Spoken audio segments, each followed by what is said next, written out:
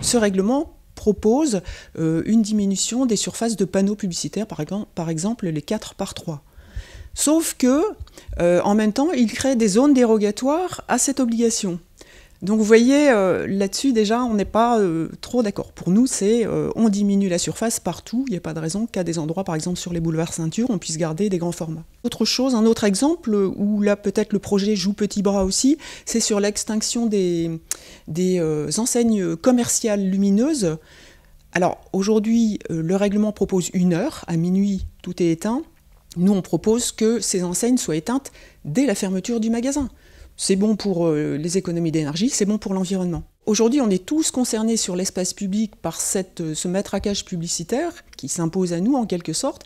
Et le RLP, quelque part, il ne doit pas délivrer un message d'un modèle de société consumériste. Ou alors on est un peu en contradiction avec ce qui se passe aujourd'hui par rapport à notre recherche de réduction de nos émissions de pollution.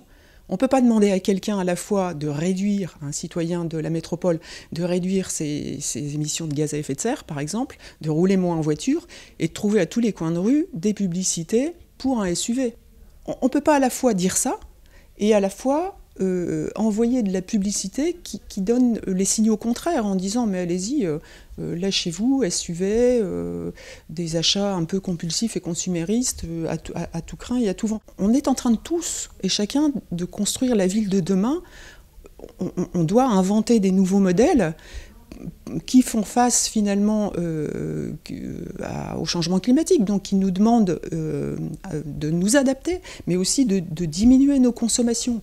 C'est une question de choix. Qu'est-ce qu'on veut comme société demain? Une société anti-gaspi, une société qui protège le vivant, une société qui n'hypothèque pas l'avenir de l'humanité? Donc il faut le dire. Si vous pensez que vous n'avez pas à vous trouver en face d'une publicité sur l'espace public, vous pouvez aller en témoigner sur le site de la MEL, puisque c'est ouvert jusqu'au 4 octobre.